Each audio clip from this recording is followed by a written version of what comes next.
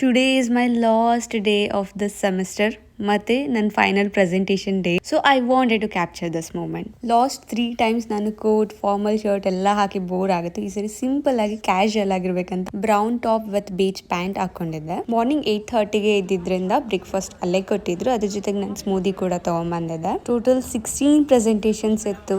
ಅದರಲ್ಲಿ ನಮ್ದು 10th ಅಲ್ಲತ್ತು aesthetics. ಪ್ರತಿಯೊಂದು ಐಡಿಯಾಸ್ ತುಂಬಾ ಇನೋವೇಟಿವ್ ಆಗಿತ್ತು ಅಂಡ್ ಮೇನ್ಲಿ ಪರ್ಪಸ್ ಡ್ರಿವನ್ ಆಗಿತ್ತು. ಒಬ್ರು AI ಫ್ರೆಂಡ್ ಮಾಡಿದ್ರೆ, ಇನ್ನೊಬ್ರು ಅವ್ರದೇ ಲಿಕೋ ವೆಂಚರ್ ಮಾಡಿದ್ರು ಅಂಡ್ ಅದ್ರದ್ದು ಸ್ಯಾಂಪಲ್ಸ್ ಕೂಡ ಎಲ್ರಿಗೂ ಕೊಟ್ಟಿದ್ರು. ರೂಮಲ್ಲಿ ತುಂಬಾನೇ ಚಳಿ ಇತ್ತಂತ ನಾನು ಜಾಕೆಟ್ ಹಾಕೊಂಡು ಬಂದರೆ ರಾತ್ರಿ ಮಲ್ಗಿ 3:30 ಆಗಿತ್ತು. ಅದ್ರ ಎಫೆಕ್ಟೋ ಏನೋ ಗೊತ್ತಿಲ್ಲ, ಸಿಕ್ಕಾಪಟ್ಟೆ ನಿದ್ದೆ ಬರ್ತಿತ್ತು, ಕಂಟ್ರೋಲ್ ಮಾಡೋಕ್ಕೂ ಆಗ್ತಿರ್ಲಿಲ್ಲ. ನನ್ನ ಪ್ರೆಸೆಂಟೇಷನ್ ತುಂಬ ಲೇಟ್ ಇತ್ತು, ಇನ್ನೂ 1.5 hour ಟೈಮ್ ಇತ್ತು.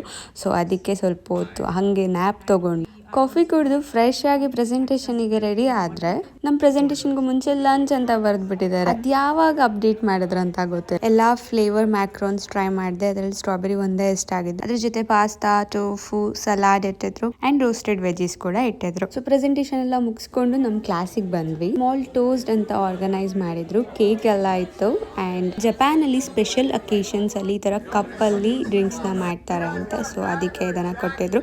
ನಾನು ನನ್ನ ಫ್ರೆಂಡ್ ಇಬ್ರು ಡ್ರಿಂಕ್ಸ್ ಮಾಡಲ್ಲ, ಸೊ ನಾವು ಅದಕ್ಕೆ ಅದ್ರೊಳಗೆ ನೀರನ್ನ ಹಾಕೊಂಡಿದ್ವಿ. ಎಲ್ಲರೂ ಟೋಸ್ಟ್ ಮಾಡ್ತಿದ್ವಲ್ಲ, ನಾವು ಅದರಿಂದ ಎಕ್ಸ್ಕ್ಲೂಡ್ ಆಗೋದು ಬೇಡ ಅಂತ ನಾವು ನೀರಿನಲ್ಲೇ ಟೋಸ್ಟ್ನ ಮಾಡಿದ್ವಿ. ಕೇಕ್ ಮೇಲೆ ಆನೆ ಸಿಂಬಲ್ ಹಾಕಿದ್ರಲ್ಲ, ಆನೆ ಸಿಂಬಲ್ ಅಂದರೆ ಜಂಬೋಸ್ ಅಂತ, ನಾವೆಲ್ಲರೂ ಜಂಬೋಸ್ ಅಂತ ಹೇಳ್ತಾರೆ. ಸೊ ಅದು ತುಂಬ ಕ್ಯೂಟ್ ಆಗಿತ್ತು. ಎಲ್ಲರ ಜೊತೆ ಮಾತಾಡ್ಕೊಂಡು ವಾಪಸ್ ಮನೆಗೆ ಬರುವಾಗ ಇಡೀ ಕ್ಯಾಂಪಸ್ ಪಿಂಕ್ ಆಗಿತ್ತು. ಸೊ ಒಂದು ಶಾರ್ಟ್ ವಿಡಿಯೋ ತಗೊಂಡು ಒಂದು ಎಂಬ್ರಾಯ್ಡ್ರಿ ಕಿಟ್ ಇಸ್ಕೊಂಡು ಮನೆಗೆ ಬಂದೆ. ಬಾಯ್.